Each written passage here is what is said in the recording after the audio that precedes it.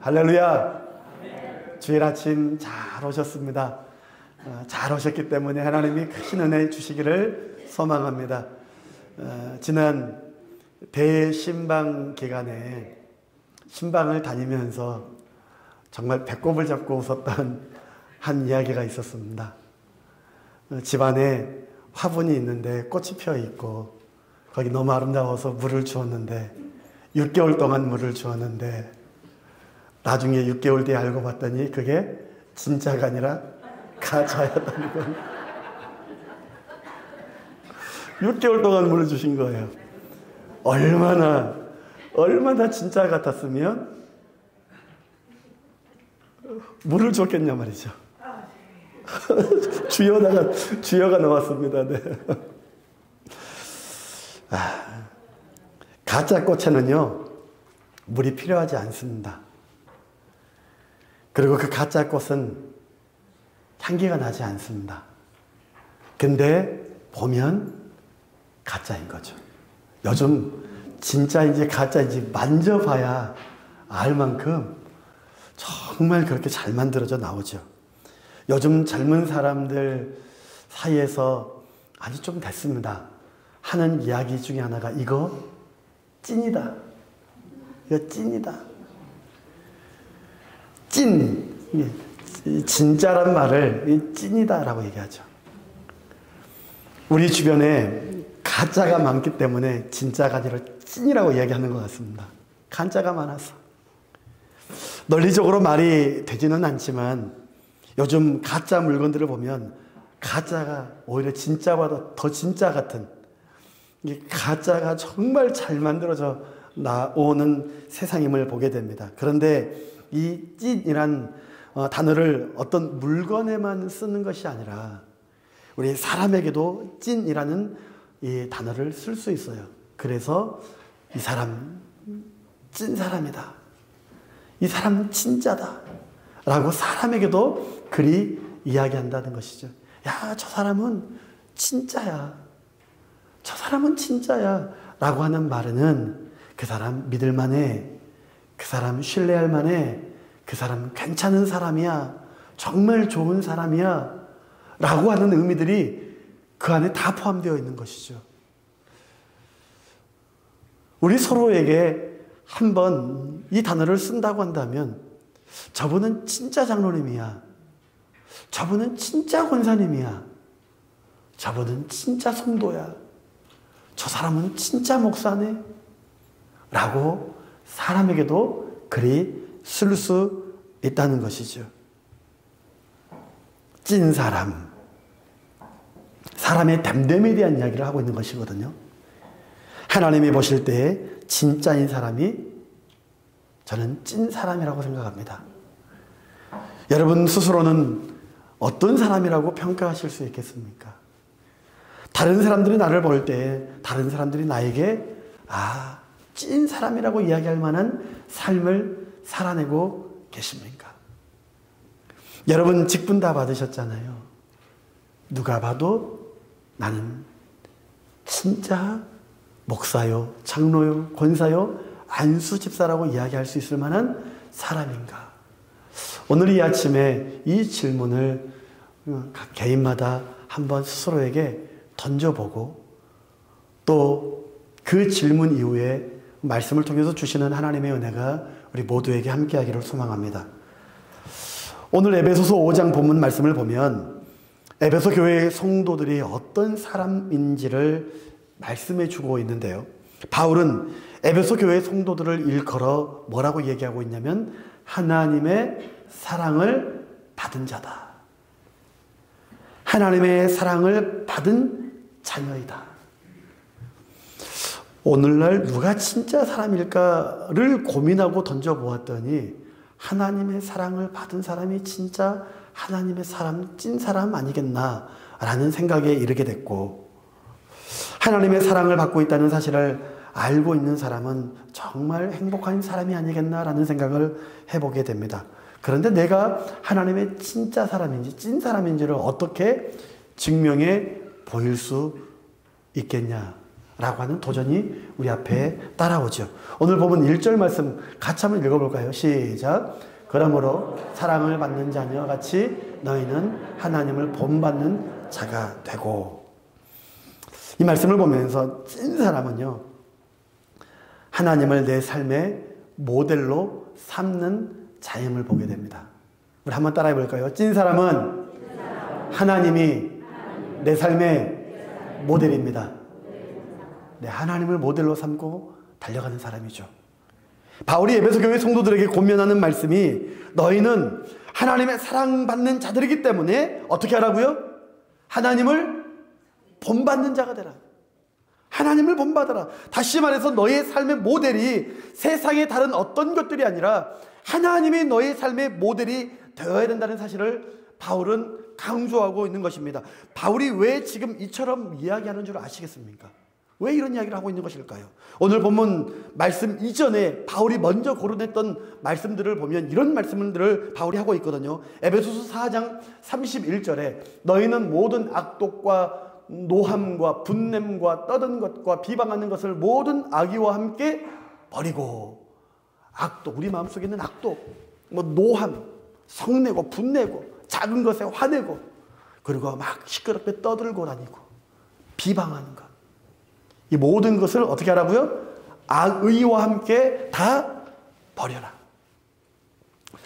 다음 절 한번 볼까요? 32절 같이 읽어봅니다. 시작. 서로 친밀하게 하며 불쌍히 여기며 서로 용서하기를 하나님이 그리스도 안에서 너희를 용서하심 같이 하라. 31절은 버려야 되는 것들이라면 32절은 적극적으로 우리가 해야 되는 일들이죠.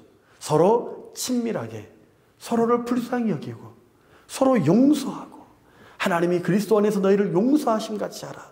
여러분 마음속에 용서하지 못하는 사람들이 있습니까? 우리 모두가 다 좋은 마음을 가지고 살아가는데 같은 우리 영락 장로교회 한 영적인 가족임에도 불구하고 여전히 우리 공동체 안에서 누군가를 향하여 아직도 마음속에 불편한 마음을 가지고 누구 이름 석자만 이야기하면 불편한 마음을 가지고 그렇게 살아가고 있지는 않습니까? 성경은 우리에게 이렇게 이야기합니다. 서로 친밀하게 어떻게 하라고요? 불쌍히 여기자. 나도 불쌍히 여기고 상대방도 불쌍히 여기고 그리고 어떻게 하자고요? 용서하자고요. 용서하자고. 사실 쉬운 일은 아니죠. 그러나 성경은 우리에게 적극적으로 그리스도가 우리를 용서하심 같이 서로 용서하며 살라고 합니다. 이 이야기를 먼저 했어요. 우리가 살면서 악독하게 살지 말고 노하지 않고 분내지 않아야 된다는 사실을 우리가 너무 잘 압니다. 어제도 시끄럽게 떠들고 그제도 시끄럽게 떠들고 누군가를 향하여 비방하고 비판하고 했던 지난날의 우리의 모습들, 그 모습들을 우리가 압니다. 내가 압니다. 하지 말아야 된다는 사실, 하고 나면 불편해진다는 사실 알면서도 이게 쉽게 되지 않아요. 정말 어렵습니다. 바울은 사람이 얼마나 나약한지를 알았고 바울은 사람에게 한계가 있다는 사실을 너무 잘 알고 있기 때문에 그래서 바울은 여기까지만 이야기하는 것이 아니라 한 발짝 더 나아가서 그런 우리 연약한 저와 우리 모두를 향하여 권면하고 도전하여 말씀하기를 오늘 본문 말씀인 하나님을 본받는 자가 되라는 것입니다. 우리 한번 따라해 볼까요? 하나님을 본받는 자. 본받는 자라는 이 표현이 헬라어로 미메타이라고 하는 단어입니다. 뭐 다 잊어버려도 되겠지만 미메타이 이 단어는요 모방자, 따르는 자라고 하는 뜻을 가지고 있습니다. 모방자, 따르는 자. 단순히 외적인 흉내가 아니라 내면의 성품과 태도까지 완전히 쏙 빼닮아가는 상태를 이야기하는 것이죠. 다시 말하면 하나님을 본받는다는 것은요 단순히 우리가 외적인 모방이 아니라 그 하나님의 거룩한 성품을 우리의 마음 깊숙이 배우고 또 그분의 사랑과 자비를 삶으로 드러내는 영적인 모방자의 길을 걸어가야 된다는 사실을 오늘 이 본받는 자라고 하는 단어 의미 안에 속해 있는 것이죠. 옛날에 제가 어렸을 때에 TV를 켜면 가족 오락관이라고 하는 프로그램이 있었습니다. 여러분 보셨나요? 보셨나요? 같은 세대입니다. 근데 그 가족 오락관 그 프로그램에 보면 여러 게임들이 나오는데 이런 게임이 있어요. 여러 부부들이 딱 나오는데 일반 게스트들이죠. 나와 있는데 다 섞어놓습니다. 그래서 누구와 누가 부부인지 맞춰야 되는, 예를 들어 한 5가정이 딱 나왔어요. 그러면 이제 말도 해보고 뭐 질문도 해보고 뭐 또 해보면서 누가 누구랑 부부인지를 맞춰가는 게임입니다. 그런데요, 이 게임이 다 끝나고 이제 드디어 결과를 발표할 시간이 되어서 부부끼리 딱 이렇게 서잖아요. 그 얼굴을 보고 있으면 영락없이 닮았습니다. 놀랍죠?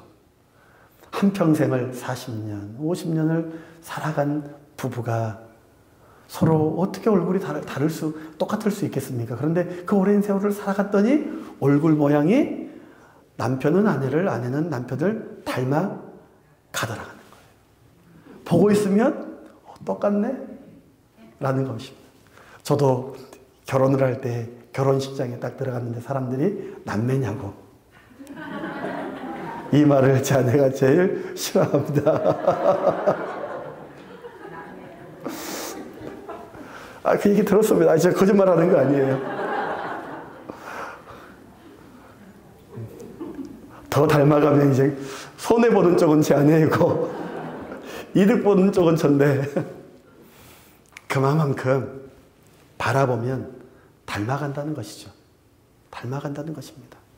제가 우리 교회 성도님들을 볼 때 딱 보면, 여지없이 닮으셨네.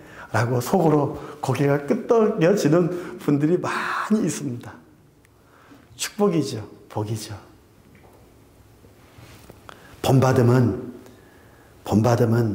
모양만 내는 것이 아니라 완전히 똑같이 닮아가는 겁니다.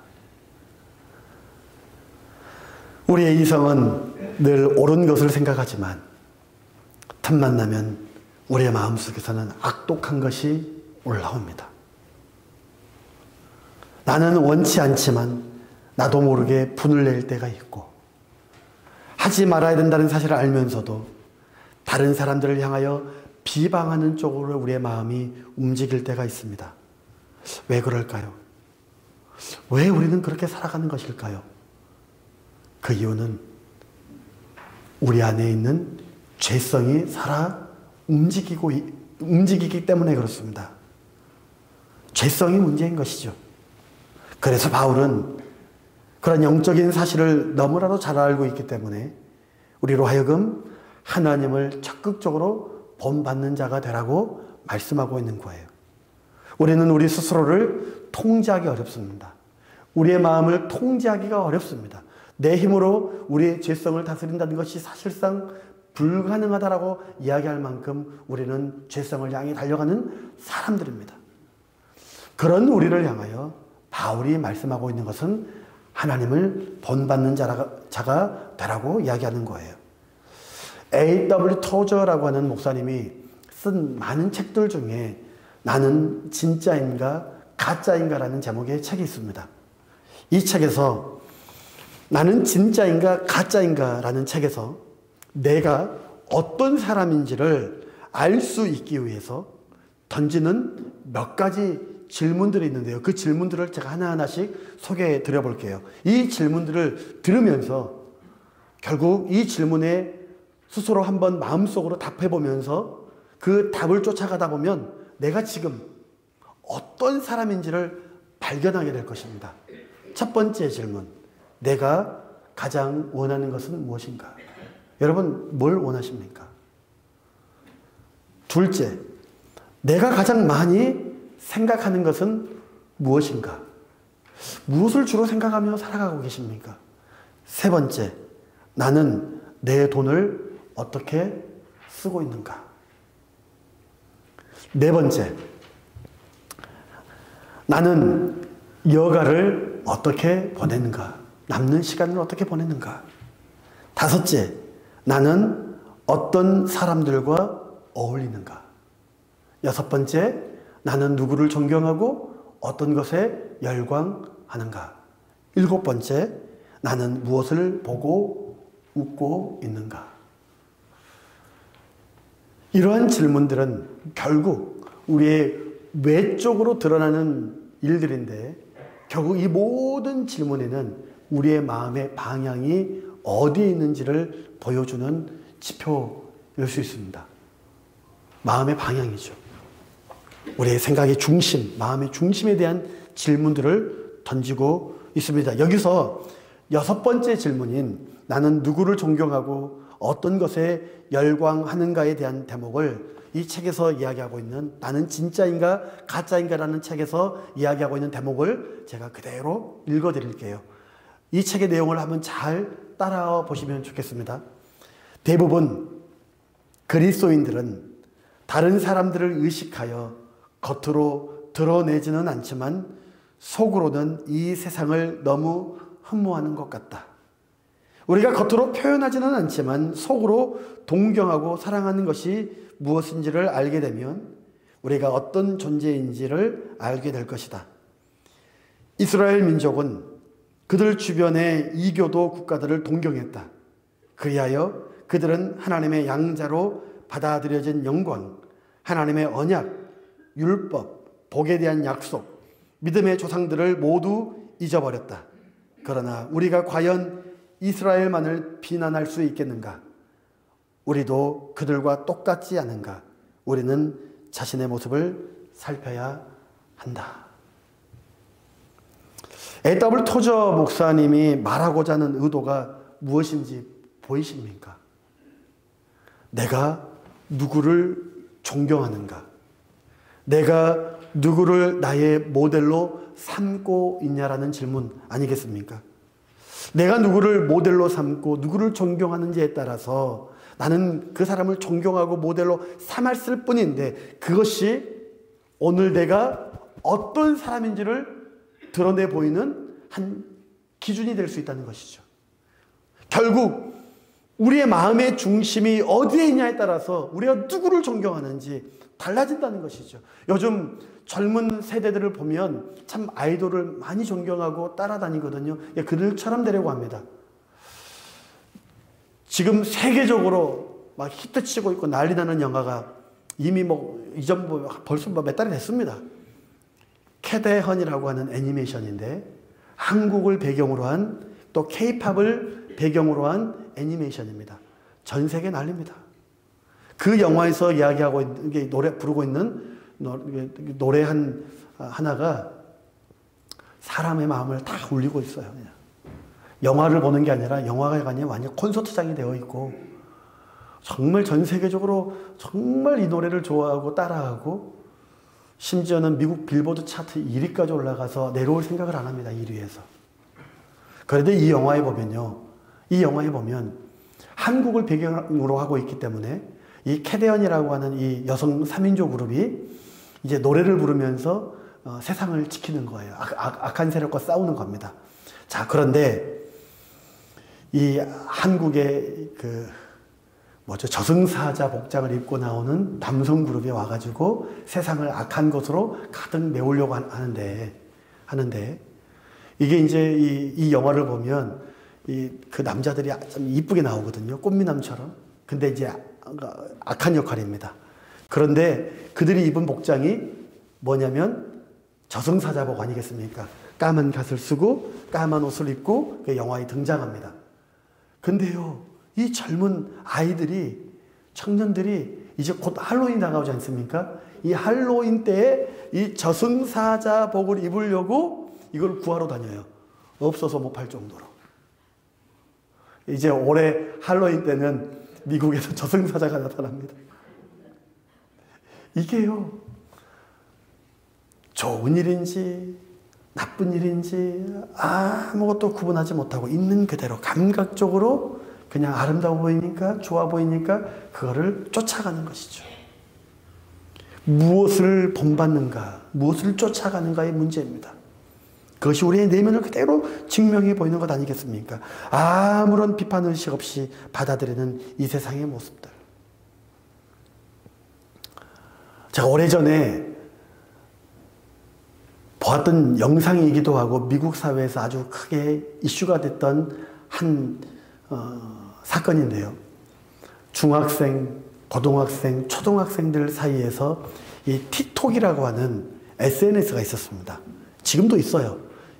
틱톡이라고 하는 이 SNS에서 이제 영상물을 찍어가지고 올리는데요. 어떤 영상이 올라오냐면 학교에서 학생들이 선생님을 뒤에서 갑자기 내려치고 도망가는, 그것을 했다고 챌린지를 위해서 올립니다. 학교 화장실에서 기물 파괴하는 영상을 찍어가지고 내가 이거 기물 파괴했다고 올립니다. 이런 폭력적인 영상들을 올려요. 영웅당처럼. 그리고 이게 챌린지가 되어서 너나 나나 비판의식 없이 이거를 하고 있는 거예요. 얼마나 심각한 일이었습니까? 챌린지로 올라오니까 이게 나쁜 일인지 좋은 일인지 구분도 못하고 그냥 호기심에 그렇게 빠져드는 젊은 세대들, 학생 세대들. 결국 이러한 메시지들이 우리에게 이야기하는 아주 중요한 사건은 우리가 무엇을 본받고 무엇에 마음의 중심을 두고 살아가느냐가 우리의 삶의 내용을 어떻게 바꿔가느냐에 대한 엄청난 도전이라고 하는 사실을 우리에게 말씀하고 있는 것 아니겠습니까? 바울은 그런 의미에서 오늘 우리에게 동일하게 이렇게 이야기합니다. 이 시대 속에서 우리는 하나님을 본받는 자로 살라는 것이죠. 하나님을 내 삶의 모델로 삼으라는 이야기를 하고 있는 것입니다. 다시 한번 묻겠습니다. 여러분의 삶의 모델은 누구입니까? 무엇을 본받고 살아가고 있습니까? 저는 이 자리에 예배하는 우리 모든 성도님들이 하나님을 본받는 자로, 그래서 그 하나님을 본받는 그 마음 때문에 우리의 삶에 하나님의 거룩함이 우리의 삶 속에 묻어나오는 복된 삶이 될 수 있기를 주님의 이름으로 축복합니다. 하나님을 본받는 것 때문에 내 삶이 거룩해지고 그 거룩함으로 인하여서 야, 저 사람은 진짜 하나님의 사람이구나. 하나님을 본받는다라고 하는 이 한 가지 사실만으로도 야, 저 사람은 진짜 하나님의 사람이구나.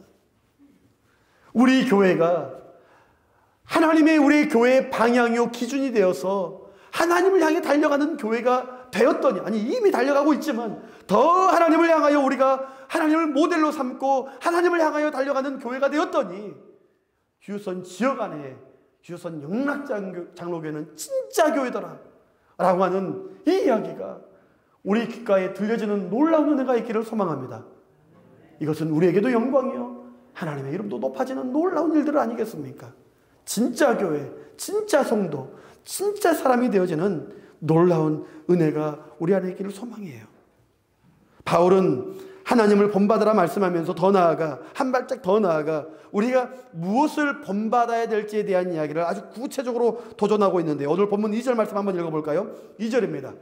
시작. 그리스도께서 사랑하신 것 같이 너희도 사랑 가운데서 행하라. 그는 우리를 위하여 자신을 버리사 향기로운 제물과 희생 제물로 하나님께 드리셨느니라. 바울이 우리에게 적극적으로 구체적으로 무엇을 본받을지에 대한 이 도전을 뭐라고 말씀하고 있냐면 그리스도의 사랑을 본받고 행하라는 것입니다. 우리 한번 따라 볼까요? 그리스도의 사랑을 본받고 행하라.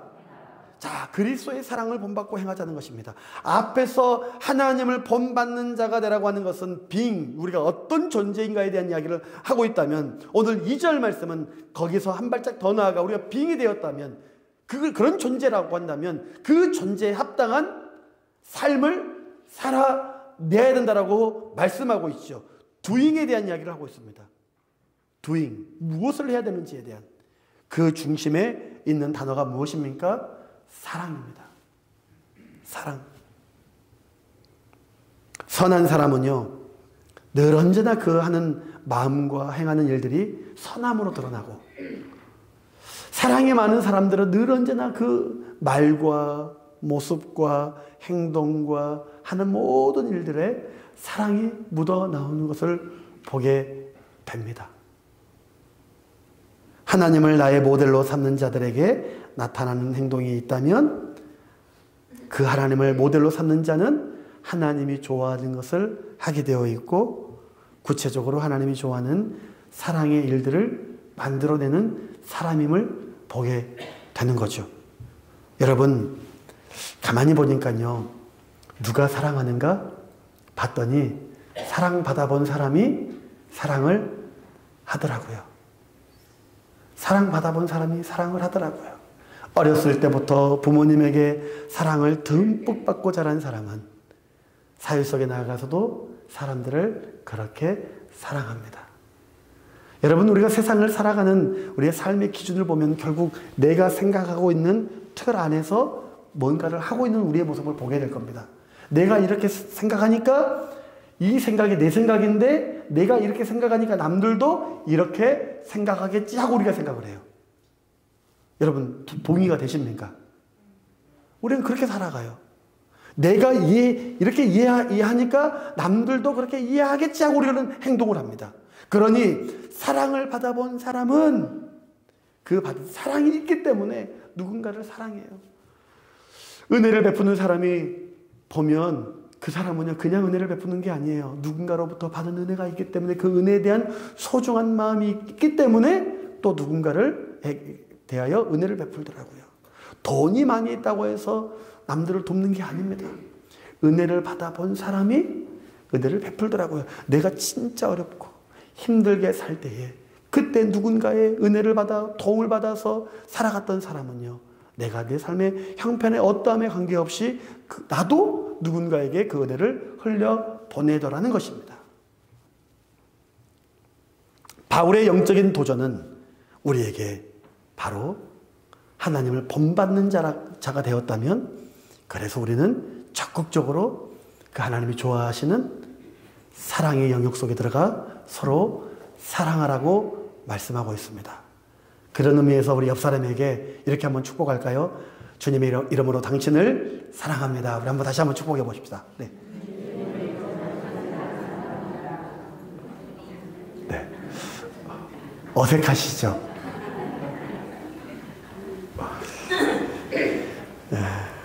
자연스러워지는 은혜가 있기를 축복합니다. 근데 말씀을 잘 읽어보면, 오늘 본문 말씀을 잘 읽어보면 그냥 사랑하라고 말하지 않습니다. 오늘 말씀을 잘 읽어보면 정확하게 이렇게 이야기하고 있어요. 사랑 가운데서 행하라. 사랑 가운데서 행하라는 것입니다. 사랑하는 것과 사랑 가운데서 행하는 것은 모양은 같아 보이지만 달라요. 사랑하는 것과 사랑 가운데서 행하는 것이 어떻게 다를까요?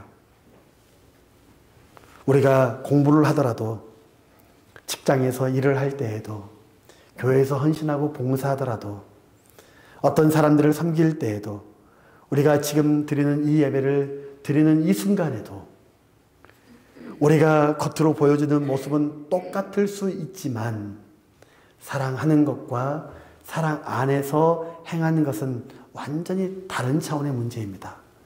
무엇이 다를까요? 동기가 다릅니다. 동기가 다른 거예요. 그래서 바울이 이야기하는 것은 사랑 가운데서 행하라. 하나님이 우리에게 보여주신 사랑이 우리의 삶의 동기가 되고, 하나님이 우리에게 보여주신 은혜가 그것이 우리의 삶의 동기가 되어서 그 안에서 섬기고 헌신하고 봉사하고 서로 마주하고 이웃을 만나고 지금도 그 안에서 하나님을 예배하라 말씀하고 있는 것이죠. 사랑이 내 삶의 동기가 되어질 때에, 그때에 우리의 삶의 내용은 완전히 달라질 수밖에 없습니다. 아무리 우리 자녀들이 실수하고 또 부족하고 해도 결국 부모의 사랑을 받는 우리 자녀들은 다시금 일어서고, 그 부모의 사랑을 아는 자들은 밖에 내어놔도 함부로 살지 않아요. 함부로 살지 않습니다. 제가 목회를 하면서 정말 많이 느끼는 것 중에 하나가 뭐냐면, 교회 안에는 정말 많은 사람들이 오잖아요. 많은 사람들을 경험하잖아요. 정말 다른 종류의 다른 스토리를 가진 많은 분들이 한 공동체 안에 들어오는데, 그 중에는 오랫동안 살면서 받은 상처가 있어서 교회 안에서 신앙생활 하시는 분들이 있어요. 상처가 커요. 과거의 상처가 큽니다. 그게 부모님에게 받은 상처일 수도 있고요. 친한 친구로부터 당한 배신일 수도 있고요. 사회에서 살다 보다 보니까 사기도 당해보고요. 여러 가지 개인적인 연약함 때문에 오는 상처이기도 하고요. 여러 가지 많은 상처들이 있어서 그 상처를 안고 교회 생활하는 성도님들을 종종 보게 됩니다. 그 상처를 안고 있는 분들을 보면 안타깝죠. 누군가가 건넨 작은 아무것도 아닌 한마디의 말에 거기에 마음이 걸려 넘어져서 더 실족하게 되어지고 화를 내고 나를 무시했어? 라고 울분을 토해내고, 그것이 그 연약한 마음이 자기를 삼키는 것으로 끝나는 것이 아니라 또 누군가를 향하여 비수를 꽂는 말로 나오고, 그래서 이런 악순환이 그의 삶에서 끊어내지 못하는 이런 연약함을 가지고 살아가는 성도님들의 모습을 종종 보게 됩니다. 안타깝죠. 그런 삶을 살아가는 이들에게 강력하게 필요한 것이 있다면 저는 이렇게 말씀드리고 싶습니다. 하나님의 사랑이 그에게 필요합니다. 하나님의 넘치는 은혜가 그에게 필요합니다. 사랑하는 성도 여러분, 우리도 누군가를 사랑할 줄 아는 사람이 되어야 되지 않겠습니까? 그것이 성경이 오늘 우리 모두에게 도전하는 바인데요.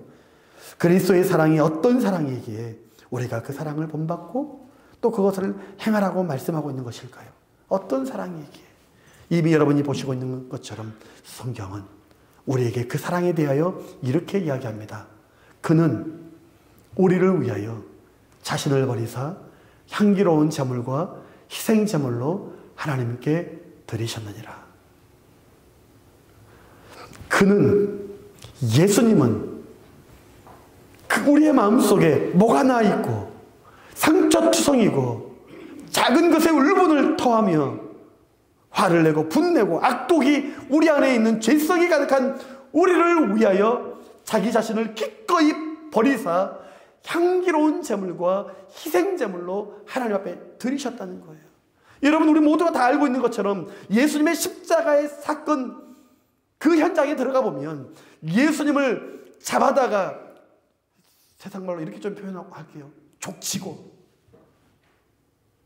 찌르고 매질하고 온갖 고통을 다 당하신 예수님이 결국 십자가 위에 달리셨을 때에, 그때 예수님이 쏟아낸 말씀은 놀랍습니다. 하나님 아버지, 저들이 하는 것이 무엇인지 모릅니다. 저들을 용서하여 주옵소서. 어느 누가 나를 향하여 찌르는 사람을 향하여, 나를 향하여 욕하는 사람을 향하여, 나를 향하여 매질하는 사람을 향하여 어떻게 용서할 수 있겠습니까? 목사인 저도 때로는 상처를 받고 도저히 용서할 수 없습니다라고 하는 마음이 올라올 때가 있습니다. 저도 사람이기 때문에 그렇습니다. 근데 우리 주님은 그런 상황 속에서 자기 자신을 버리셨습니다. 그 버리신 주님이 무엇이 되었습니까? 향기로운 제물이 되었습니다. 모든 사람들이 그 사랑의 향기를 맡을 수 있는 진짜 제물이 되어 주신 거죠. 사랑하는 성도 여러분, 오늘 우리가 구체적으로 본받아야 될 것이 있다면 바로 이 향기로운 제물이라는 것입니다. 서로가 서로를 용납하고 사랑하고 이해할 줄 아는 적극적인 사랑의 실천이 있는 하나님의 사람으로 이 시대를, 이 세상을, 여러분의 삶을 살아내라는 것입니다. 그런 의미에서 오늘 우리가 예배하는 이 시간은 하나님을, 사랑을 경험하는 시간인 줄 믿습니다. 하나님의 말씀 안에서 사랑의 힘을 공급받는 시간이고, 이 예배는 사랑의 연료를 채워가는 시간입니다. 여러분 공급받아야 됩니다. 이 시간 여러분의 영혼을 깨워서 하나님의 사랑을 채우시는 은혜가 있기를 축복합니다. 할렐루야. 어제와 똑같은 모습으로 오늘 살아내시렵니까? 오늘과 똑같은 모습으로 내일 또한 똑같은 모습으로 살아가시겠습니까? 아니요. 오늘 이 시간 이 예배를 통하여 우리에게 주시는 하나님의 말씀, 하나님의 사랑, 그 권면의 말씀이 우리의 영혼 가운데 깊이 채워져서 어제와 다른 오늘의 삶을 살아가는데, 그 삶은 바로 예수님이 향기로운 제물이 되어주신 것처럼 여러분, 우리가 그 사랑의 힘을, 공급을 받고 누군가를 실제로 사랑할 수 있는 하나님의 사람으로 사람을 살아낼 수 있는 은혜가 있기를 주님의 이름으로 축복합니다. 우리가 그런 삶을 살아내려면 우리 주님 만나야 되지 않겠습니까? 이 예배 시간에 오셨다가 그냥 가시는 것이 아니라 우리 주님 만나야 되는 것 아니겠습니까? 날마다 예배를 통하여 주님을 만나시는 은혜가 있기를 주님의 이름으로 축복합니다. 근데 이게 말로만 되는 게 아니잖아요. 이 사랑이 말로만 되는 게 아니잖아요. 그리스도의 사랑은요, 십자가 위에서 피 흘리며 결국 그 십자가 위에서 그 사랑의 실체를 드러내어 주신 것이죠. 그 사랑이 결국 내 안에 들어올 때에, 그 십자가의 사랑이 내 안에 들어올 때 비로소 우리는 누군가를 사랑할 수 있습니다. 내 힘으로 사랑한다는 것 언제나 리밋이 있고 한계가 있습니다. 어떻게 우리가 사랑할 수 있겠습니까? 여러분, 십자가 앞에 내려가지 않으면, 그 십자가의 주님을 만나지 않으면 우리는 아무것도 할 수 없는 거죠.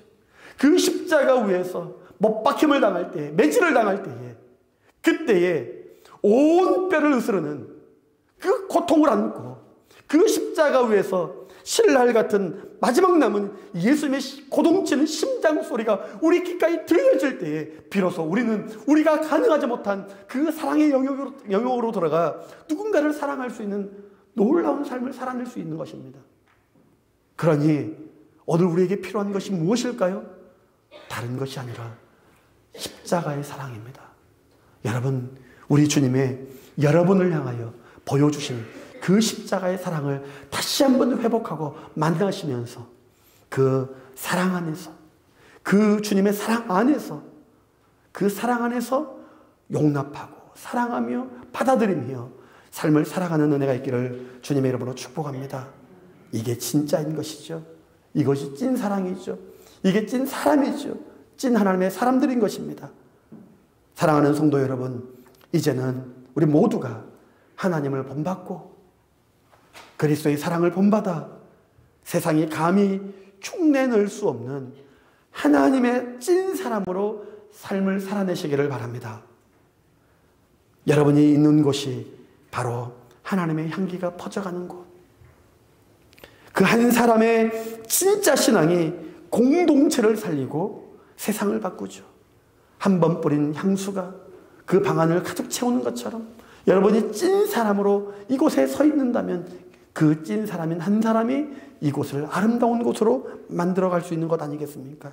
진짜는 흔들려도 변하지 않고 깨물어도 여전히 그대로이고 흔들리는 세상 속에서 그렇게 진짜는 그 진짜의 진가를 드러내는 것이죠. 오늘 말씀을 마치며 이렇게 고백할 수 있었으면 좋겠습니다. 하나님, 세상이 아니라 주님을 닮아가기를 원합니다. 가짜가 아니라 진짜로 살기를 원합니다. 주님, 내가 하나님의 찐 사람이 되게 하옵소서. 이것이 우리의 소망이고 갈망이고 바람이 될 수 있기를 주님의 이름으로 축복합니다.